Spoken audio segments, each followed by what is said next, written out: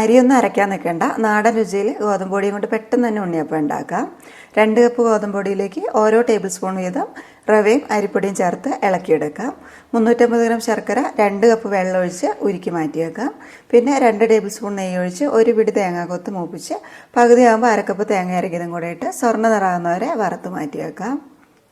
ഇനി ഉരുക്കിയ ശർക്കര കൈ പൊള്ളാതെ തൊടാൻ പാകത്തിന് ചൂടാറുമ്പോൾ പൊടിയിലേക്ക് 2-3 തവണയായി ഒഴിച്ച് ഒരു ഹാൻഡ് വിസ്കും കൊണ്ട് എളുപ്പത്തിൽ ഇളക്കിയെടുക്കാം. ഇതിലേക്ക് ഇനി 2 പാളയംകോടൻ പഴം അടിച്ചതും തേങ്ങ വറുത്ത് വെച്ചതും കൂടെ ചേർക്കുന്നുണ്ട്.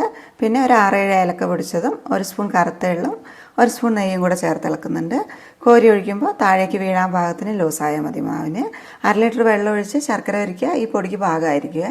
ഇനി ചൂടായ ഉണ്ണിയപ്പക്കല്ലിലേക്ക് വെളിച്ചെണ്ണ ഒഴിച്ച് എണ്ണ മീഡിയം ചൂടാകുമ്പോൾ മാവ് ഒഴിക്കാം. ഓരോ കുഴിയിലും 1/4 ഭാഗം എണ്ണ മതി. അതുപോലെ തന്നെ മാവ് അത്രയും ഒഴിച്ചാൽ മതി. 2 മിനിറ്റ് കഴിഞ്ഞ് ഉണ്ണിയപ്പം കല്ലിൽ നിന്ന് വിട്ടു വരാൻ തുടങ്ങുമ്പോൾ തിരിച്ചിടാം. ആ ഭാഗം മൊരിഞ്ഞ് കഴിഞ്ഞിട്ടുണ്ടെങ്കിൽ പിന്നെ എണ്ണയിൽ നിന്ന് കോരിയെടുക്കാം. ഇത്രയും മാവ് നമുക്കൊരു 50 ഉണ്ണിയപ്പം വരെയൊക്കെ ഉണ്ടാക്കിയെടുക്കാം. കറക്റ്റായിട്ടുള്ള മെഷർമെൻറ്റ്സൊക്കെ കമൻസിൽ ആഡ് ചെയ്യുന്നുണ്ട്.